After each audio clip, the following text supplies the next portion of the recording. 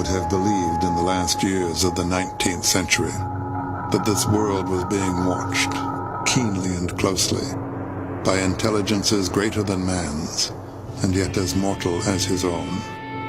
That as men busied themselves about their various concerns, they were scrutinized and studied, perhaps almost as narrowly as a man with a microscope might scrutinize the transient creatures that swarm and multiply in a drop of water. With infinite complacency, men went to and fro over this globe, about their little affairs, serene in the assurance of their empire over matter.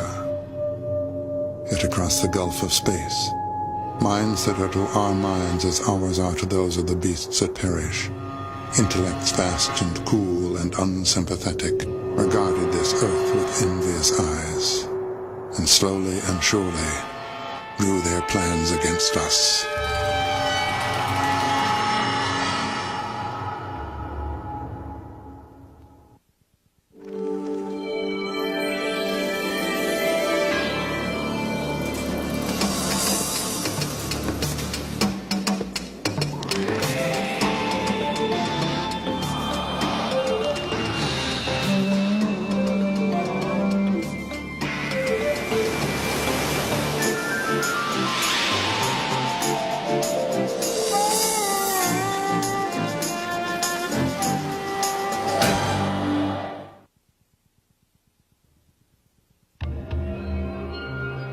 The War of the Worlds may be the most widely read science fiction story ever written.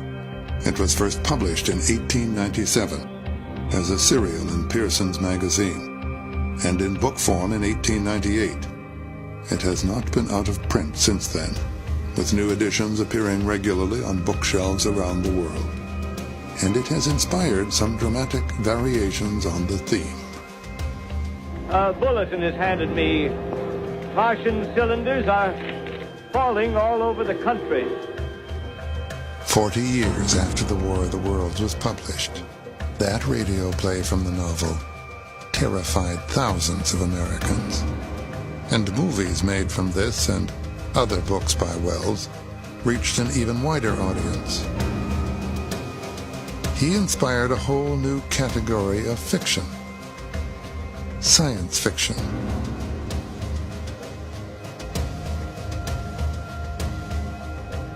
Wells and later writers in the genre aroused several generations to think about the future and look towards the stars. Today's space program owes them all a debt.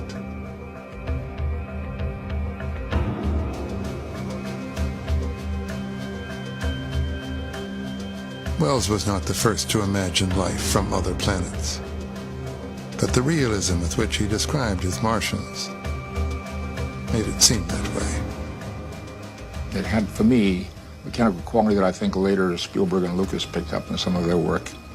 The giant machines, which felt to me in reading very awkward. And I found it primitive in that respect, but at the same time awesome. Maybe for the very same reason, because they were so clunky, mechanical, and yet were able to function. The novel follows a hero as he evades death at the hands of those invading creatures. The hero, who is never named, watches as they destroy his land, his countrymen, his world. These superior beings, behaving much as man has behaved, begin their remorseless massacre of civilization.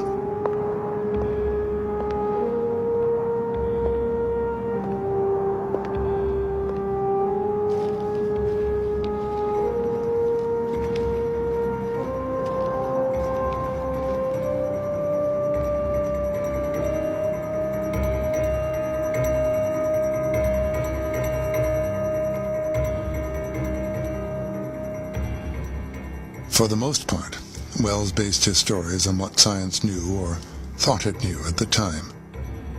His dark vision was that just as man is mortal, so too is humanity.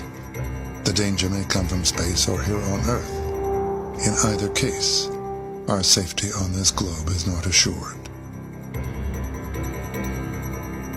Wells feared a kind of golden rule operating in nature. He warned that we may suffer the same fate to which we have consigned other species: extinction.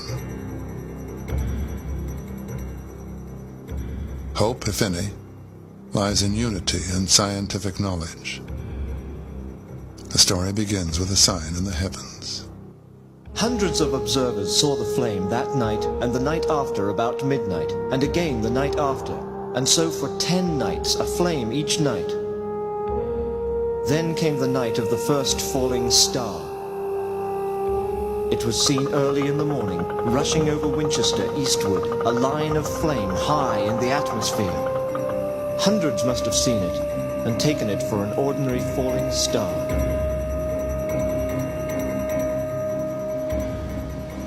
30 miles from London, near the town of Woking, a great cylinder crashes to the ground.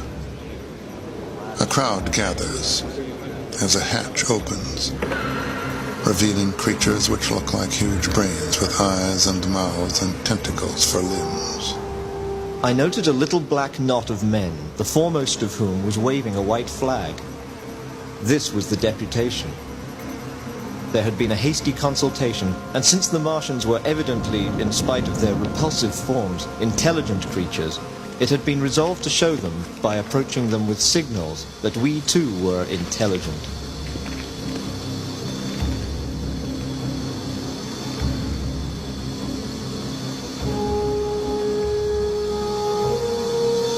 Slowly, a humped shape rose out of the pit, and the ghost of a beam of light seemed to flicker out from it.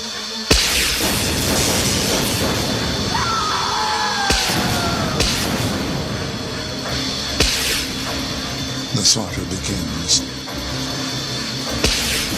As the townspeople scatter for their very lives, the Martian's fantastic weapon, a kind of heat ray, swings about, firing at everything that moves, until nothing moves anymore.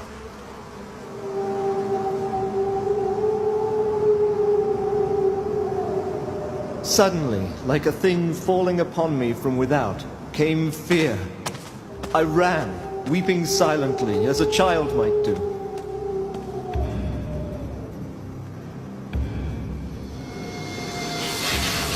As night falls, the Martians assemble several monster machines. Each machine is manned by a Martian brain.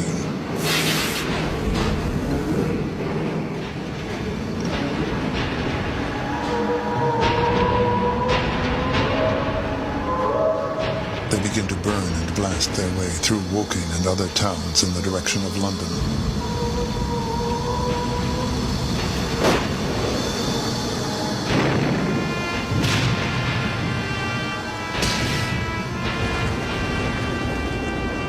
The army attacks them with its biggest guns, but it is no use.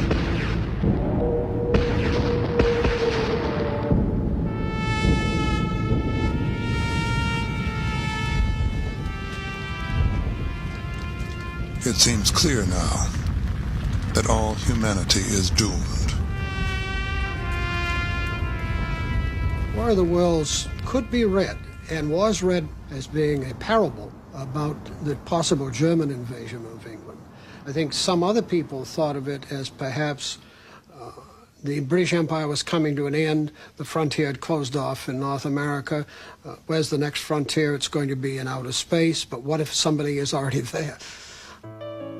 There was a kind of sadness in the gay 90s.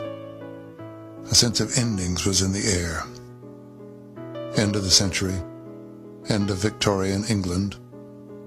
The old was dying, but the new was being born, and it was an exciting time to be alive, especially if you were young and brilliant and in London. And the young H.G. was all of that, and he seems to have copied the contradictions of the age onto his very soul. He was a socialist, and yet he wasn't a socialist. He hated privilege, and yet he loved hobnobbing with the rich. He was from the very lowest edge of the middle class, semi-professional class, so that he was conscious of the problem of slipping down into the working class, but at the same time hopeful that he could rise in the class he was in. H.G. Wells was born in 1866 in Bromley, Kent. His mother was a maid, and his father a shopkeeper. No literary influence there. In fact, his career owed a lot to a childhood accident. He broke his leg. He, at 8 years old, with a broken leg, sitting on the couch for about 4.5 months, read every single day of his life, all that time. And it was that reading, and the breadth of the reading, and the scientific nature of some of it, that I think drove him in the way he was going. He began writing little stories when he was about 8 or 9 years old. And in fact, 1 or 2 of them still exist. They were strip cartoons with a text. One called The Desert Daisy has been reproduced since his death by the University of Illinois. In school, young Herbert George was recognized as extremely bright, and he won a scholarship to the Normal School of Science in London. He taught biology, briefly, but writing was his passion. From the time he started writing, he continued to write in one form or another throughout. Much of the stuff is not published or publishable, but he's working on the time machine by the time he's 18 and writing fairly seriously about science and education right from the beginning. Wells produced an enormous volume of work in his lifetime. 156 books of fiction, philosophical essays, and political tracts, and countless articles. He wrote more words than Shakespeare and Dickens combined. Now, the quality of this output was uneven, but even in his less successful works, Wells showed a unique power of vision.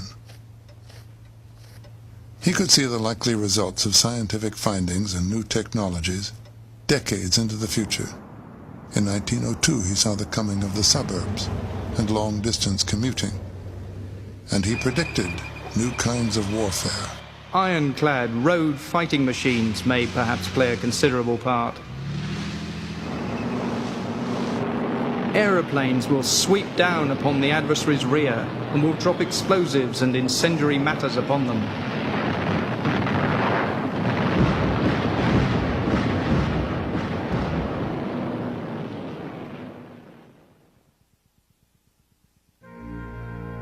At the turn of the century, the War of the Worlds captivated a reading public already fascinated by the promise and dangers of science, and by the implications of one scientific theory in particular, evolution.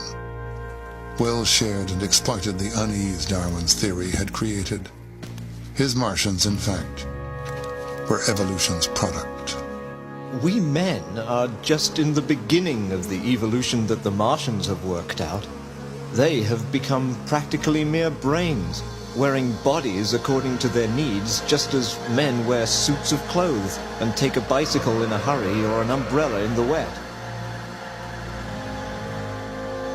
Wells doesn't take sides between the Londoners and the Martians, because part of his marvelous argument is that in time we might evolve to be like the Martians. The Martians, he says, owing to the conditions that they endure on Mars, have evolved from creatures much like us. And after the description of how horrible the Martians are, this is what you get to learn, that it could be us. Or it could be the end of us. Wells is very heavily influenced by Darwin. Wells believed that human beings, Homo sapiens, in the 1890s were at the apex of their rule of the world, and very probably would be thrown down by some other species to come. Evolution was a theory widely misused then and later. It seemed to justify everything from colonialism to ideas of supermen and master races. Natural selection became survival of the fittest, which in turn became survival of the strongest, most cruel and ruthless. There was a dark side to evolutionary theory which also cast its shadow on H.G. Wells. Wells wrote a lot that was wrong and that was bad. He did a lot that was wrong and that was bad. He said a lot that was wrong and was bad, and it hasn't been recorded in previous biographies. Michael Coren's book is a critical biography in the harshest sense of that word. One might even call it attack biography.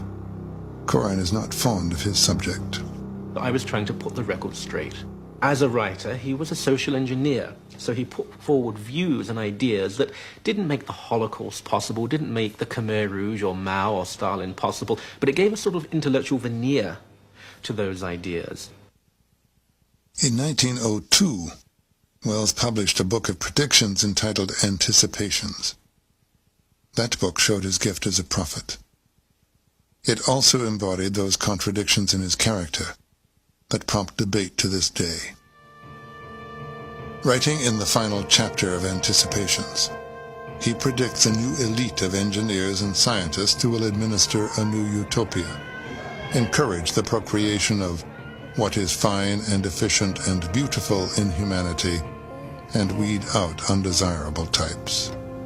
And the method that nature has followed hitherto in the shaping of the world, whereby weakness was prevented from propagating weakness, the method that must in some cases still be called in to the help of man, is death, the merciful obliteration of weak and silly and pointless things.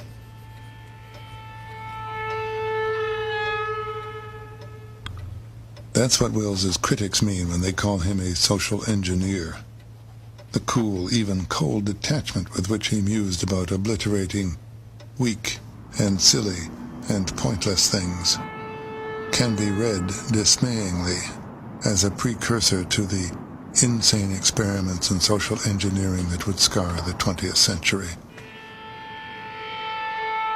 Wells has also been accused of racism and anti-Semitism, partly on the basis of the new society he described in Anticipations. And as Wells said, for example, as for the dark and swarthy and yellow people, I take it they will have to go. Or the Jews are termites in the civilized world, I take it they will have to go. That's not entirely fair. This is what Wells actually wrote. And how will the new republic treat the inferior races? How will it deal with the black, the yellow man? How will it tackle that alleged termite in the civilized woodwork, the Jew? Certainly not as races at all. Whatever men come into its efficient citizenship, it will let come. While the logic of those sentences are anti-racist, there is, however, a racist tone to his language. And for the rest, those swarms of black and brown and dirty white and yellow people who do not come into the new needs of efficiency, I take it they will have to go. And yet in the same book, Wells also argued forcefully against the racist idea, and he denounced the twisting of Darwinian theory. The worldwide repudiation of slavery in the 19th century was done against a vast sullen force of ignorant pride, which, reinvigorated by the new delusions, swings back again to power.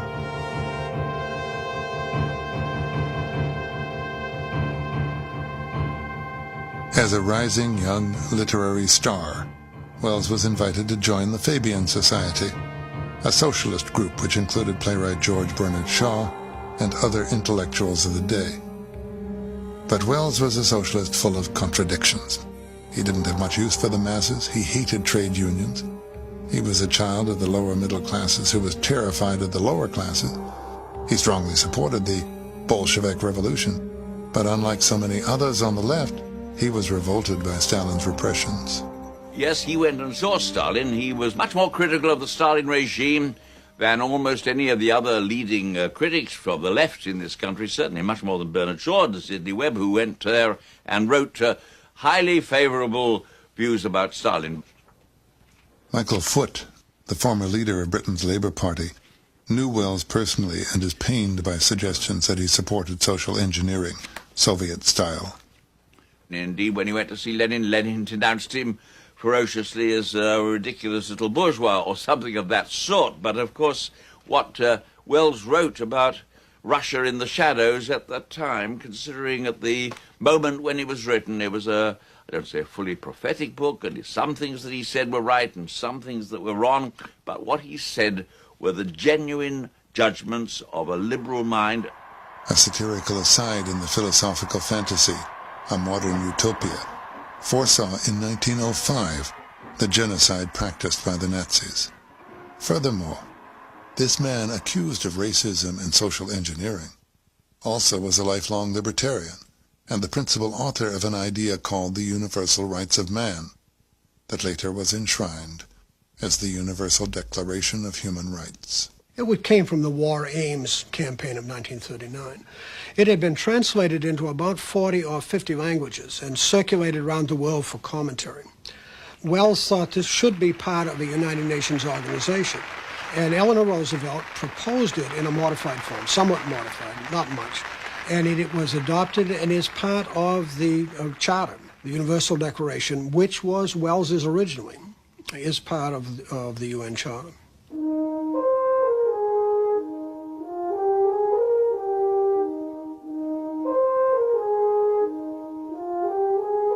Wells's many books and articles, his ideas about the future, and the accuracy of many of his predictions brought him prominence beyond the fame of popular authors.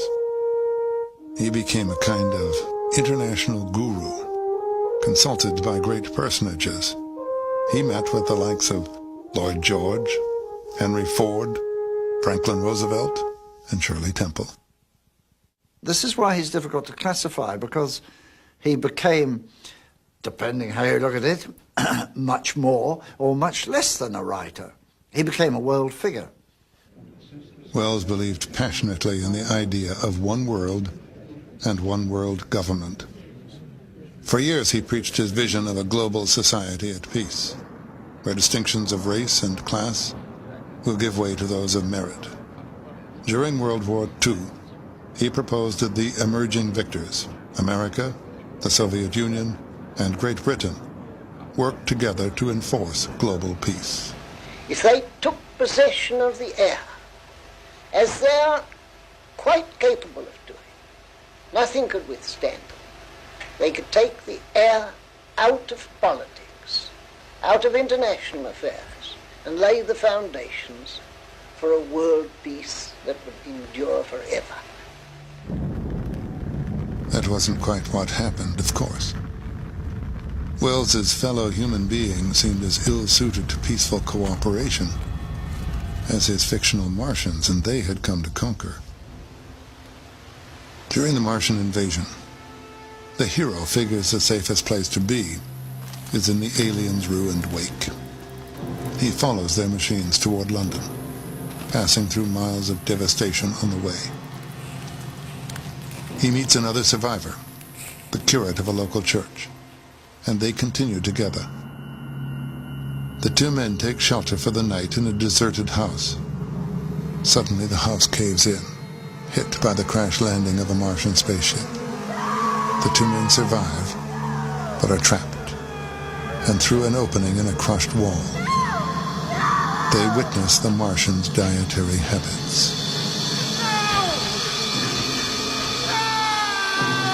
They did not eat, much less digest. They took the fresh, living blood of other creatures and injected it into their own veins. I cannot bring myself to describe what I could not endure even to continue watching. The bare idea of this is no doubt horribly repulsive to us, but at the same time I think that we should remember how repulsive our carnivorous habits would seem to an intelligent rabbit.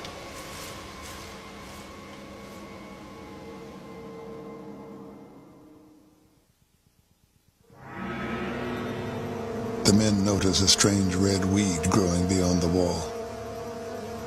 Apparently something the Martians brought with them. Trapped for 2 weeks in that ruined house, they begin to learn more about this new species come to dominate the future.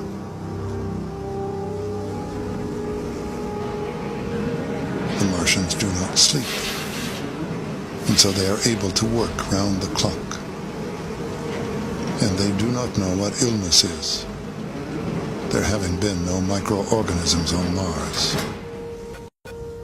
In the place, under as it seems in a sexual world, Martians were absolutely without sex. and therefore without any of the tumultuous emotions that arise from that difference among men. The author of those words was quite familiar with tumultuous emotions. If many Victorians were inhibited about sex, H.G. Wells was not one of them. He challenged that starched convention with, so to speak, a passion. Wells certainly did know a lot of women. It was one of the things that writing and success brought him. And what's more, women liked him very much, and after they had been his lovers, they often remained his friends. They said he smelt of honey. H.G. Wells explored his sexual urges with a legendary number of women. Wives, lovers, friends, and flings.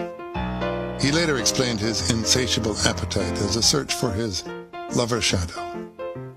It began with his cousin Isabel. He married her, but Isabel quickly proved sexually and intellectually disappointing. A second person came into Wells's life, and this is the woman we know as Jane, or Amy Catherine Robbins, as she was, her real name was. She was a student in Wells's laboratory. So Wells divorced Isabel, married Amy, whom he inexplicably insisted on calling Jane, and went to work. From 1895 to 1898, he wrote frantically, launching his writing career with three of his most famous novels: The Time Machine, The War of the Worlds, and The Island of Dr. Moreau. Married bliss, however, soon wore thin, and Wells began chasing shadows again.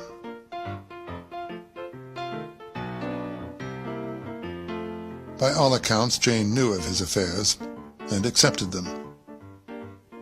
There's one occasion when two rival mistresses, went to see H.G. Wells' wife and said, "I want to be your husband's lover. No, I want to be your husband's lover." And she had to judge, Solomon-like if you like, who would be her husband's lover.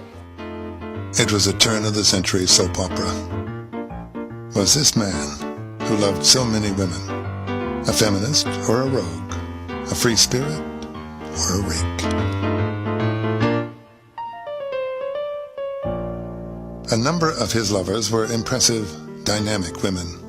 They admired him, they bore him children, they kept in touch with him long after their affairs ended. The most important of these was the novelist Rebecca West. The two loved and quarreled for 10 years. Wells once shouted out, "You're too ugly to meet my friends." He treated her in the most appalling way. When they had a child, he refused to see the child and just packed Rebecca and the little boy off to the countryside. But she also, the day after he died, wrote to his daughter-in-law and said, "You and I both know that I loved him every day of my life." But sexual gratification and emotional commitment appeared to be two more worlds at war within this man.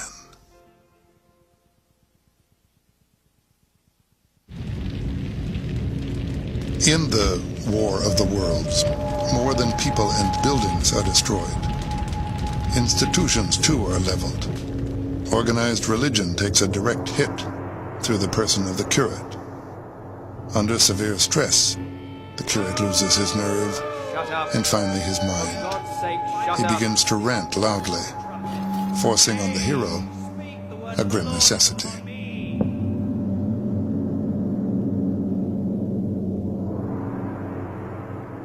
The curate is the weakest of the weak. He gives in. The narrator has to kill him, in fact, because he's going to reveal all to the fighting machines. And the curate is a person who, first of all, tries to rely on God and then finds that fails him. And so he doesn't have anything to rely on except run around. He's the epitome of the rabbit, in fact, in the metaphor. On the 15th day of his imprisonment, the narrator wakes up and discovers, to his astonishment, that the Martians are gone. He steps out of the shattered house and gazes across a landscape empty except for the Martians' red weed, which seems to be everywhere. I felt the first inkling of a thing that presently grew quite clear in my mind, that oppressed me for many days, a sense of dethronement, a persuasion that I was no longer a master, but an animal among animals, under the Martian heel.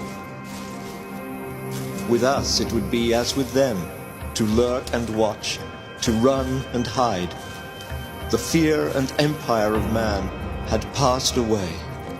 Alone now, the narrator resumes his grim journey toward London. As he passes the fearful leavings of the Martians, a thought of guilty recognition seizes him. We must remember what ruthless and utter destruction our own species has wrought, not only upon animals, but upon its inferior races. The Tasmanians, in spite of their human likeness, were entirely swept out of existence in a war of extermination waged by European immigrants. Are we such apostles of mercy as to complain if the Martians war in the same spirit? So the Martian invasion was a cautionary tale in the spirit of what goes around comes around. The idea of intelligent beings on Mars was taken seriously by many people back then, including H.G. Wells. He'd written about Mars a couple of times earlier in summarizing the knowledge. But in addition, this was a time period when a great many people in England are interested in visitors from outer space, the possibility of visitors from outer space. In 1877, the Italian astronomer Giovanni Schiaparelli saw what he took to be waterways on Mars. He called them canali, which is Italian for channels. The word was mistranslated, however, to read canals. When people began to see these illusionary lines, then this was in a period of time when all over the world people were building canals and great works of irrigation. And so it was an easy next step to say, well, these great canals were to save that Martian world. So again, imagination took over and built much of that structure. But nevertheless, that was the popular scientific understanding at the time H.G. Wells wrote. And long after that time, Wells's story of invading Martians still had the power to shock. On the night of October 30th, 1938, several million American radio listeners were tuned to CBS when the Halloween broadcast of the Mercury Theater of the Air came on. Many who tuned in a little late missed the introduction and may have caught this.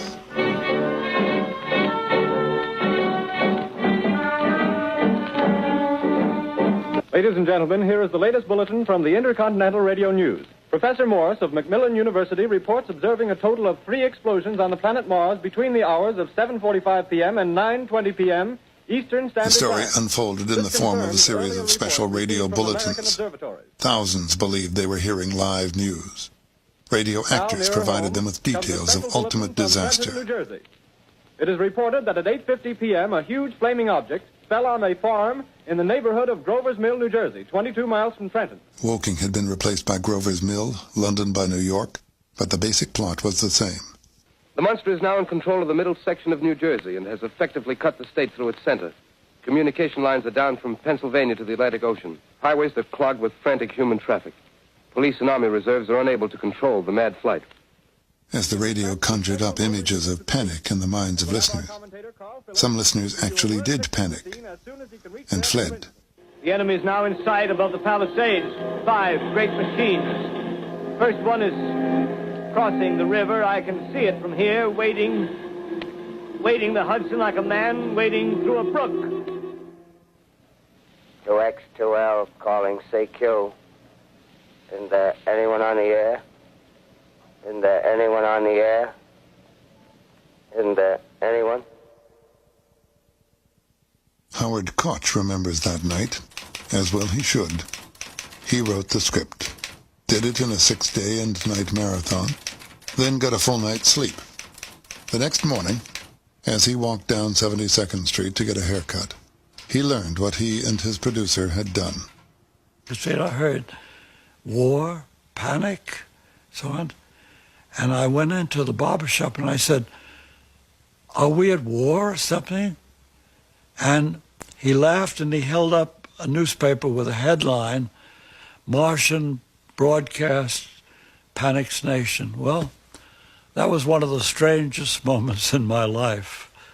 But the real heat was on the very young and beleaguered producer, whose name happened to be Welles also, Orson Welles. It came rather as a great surprise to us that a story, the fine H.G. Wells classic fantasy, the original for so many succeeding comic strips and adventure stories and novels, about a mythical invasion by monsters from the planet Mars, should have had so profound an effect upon radio listeners. Howard Koch went on to write screenplays for such movie greats as Casablanca. But he has never forgotten Halloween 1938. Perhaps War of the Worlds will always strike a chord. In 1943, a young British soldier on his way to the front found Wells's creation still powerfully appropriate. I was on a mainline station, and there, selling in hardcover, was H.G. Wells's War of the Worlds, with the deadly machines of the Martians striding across the cover, searchlights waving, even as that night they waved over London. Ah, God, this was a topical novel, you know. It was the most topical novel you could read at that time. And then it had been written, what? It was 50 years old then. Menacing all mankind and every creature on earth comes the War of the Worlds. In 1953, Hollywood tried its hand at adapting War of the Worlds. The movie unveiled startling new special effects. The adaptation might have caused poor H.G. to groan in his grave. The story was given a kind of religious overlay and updated once again. The Martians had learned to fly. The narrator got a name and a love interest. Oh, Uncle Matthew, this is Dr. Clayton Forrester. My uncle, Dr. Matthew Collins, pastor of the community church. Well... The curate was a minister who, trying to communicate, became a martyr, which conveniently left his niece to get trapped with the narrator in the house caved in by the new arrival.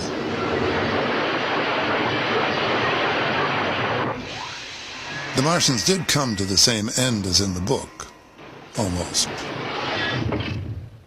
We were all praying for a miracle. It's just that this time, it was an act of God.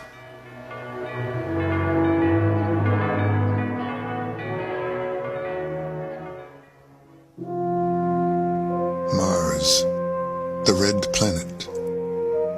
It still intrigues us. Of course, we can relax about a Martian invasion. We've been taking close-up pictures of Mars since 1965, and we haven't spotted a launching pad yet. In the last 3 decades, Mars has been extensively studied by NASA spacecraft. From Mariner 9 in 1971 to the Viking spacecraft in 1975, a whole new picture of the planet began to unfold. Gigantic canyons, monstrous volcanoes, even small channels, which might have been caused by rain. So the possibility then existed that sometime in the ancient past on Mars, there may have been liquid water on the surface. So that then opened the possibility that there may once have been life, and if there was once life, maybe it was preserved in some places. Today, it's agreed there is no intelligent life on Mars. But if not on Mars, somewhere else? For several years, NASA operated a program called SETI, Search for Extraterrestrial Intelligence, with massive radio telescopes scanning deep space frequencies in hopes of finding manufactured signals. Now private money continues the effort. But what would those intelligences be like if we found them? Or if they found us? Science fiction people have imagined some pretty wild alternatives.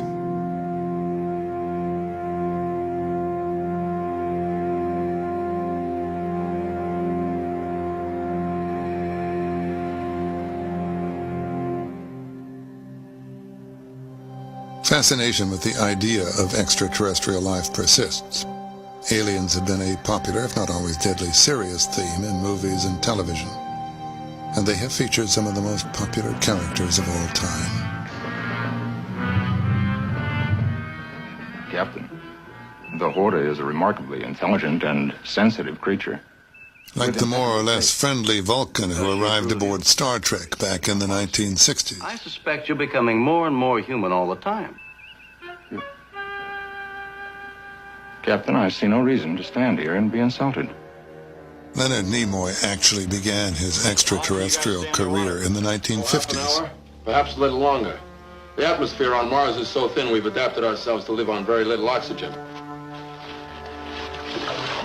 My first work as an alien was, I believe, 1951, over 40 years ago, in what was known as a Saturday serial. It was in a piece called Zombies of the Stratosphere, in which I played one of 3 or 4 Martians who arrived on Earth in a wobbly silver cigar-shaped spaceship that landed behind a rock, because then they didn't have to show the whole ship. And we got off of this ship carrying weapons that looked to me like .38 caliber revolvers. And we hijacked a pickup truck, and we were going to take over planet Earth. As both actor and director, Leonard Nimoy has done a lot to popularize the idea of space exploration.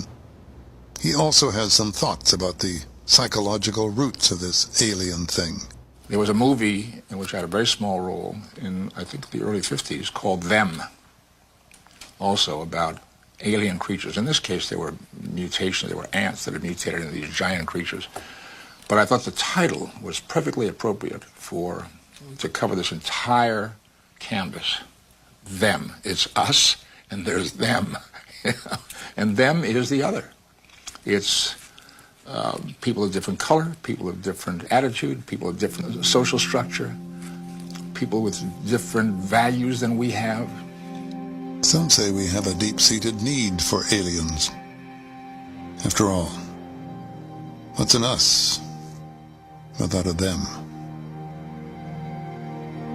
But Wells saw his Martians in starker terms, as perhaps man's fate, if man is not very smart, or lucky, or both.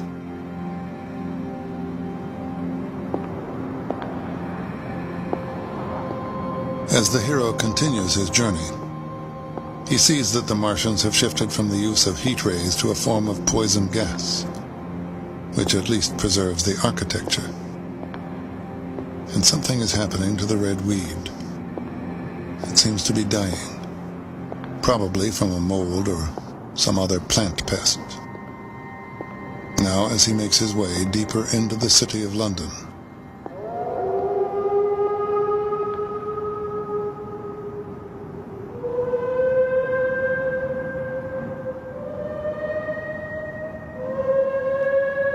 it was as if that mighty desert of houses had found a voice for its fear and solitude.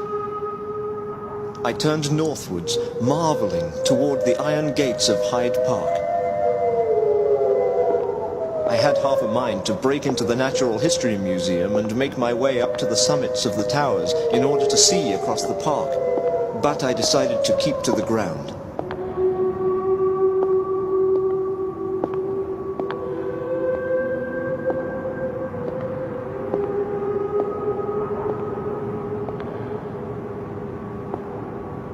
he comes upon Regent's Park, and there it is. I was not terrified.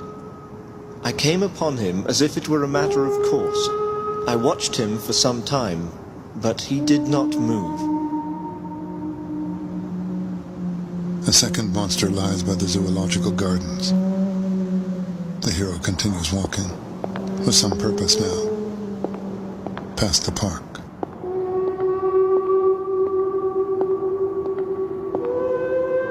While that voice sounded, the solitude, the desolation had been endurable.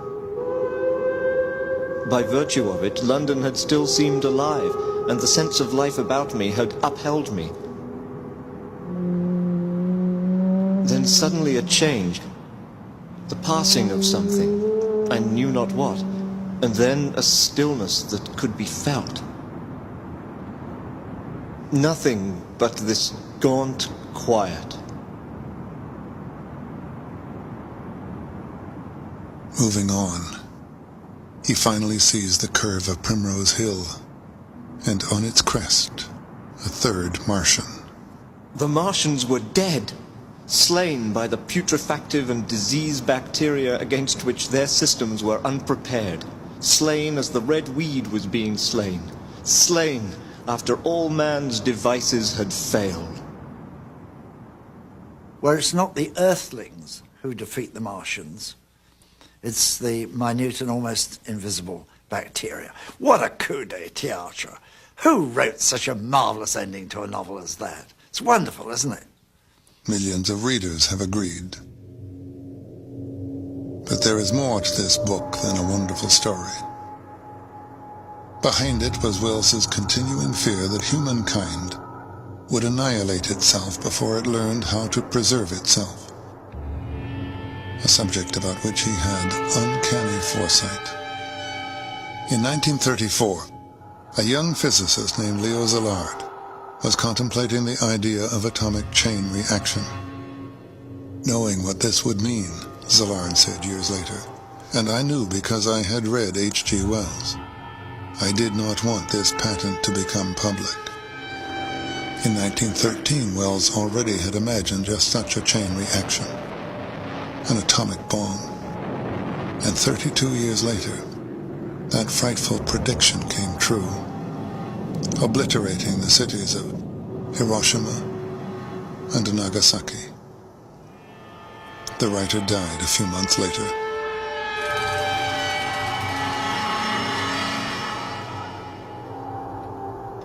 The character of H.G. Wells is the subject of continuing debate, but his importance as a writer and a thinker is not.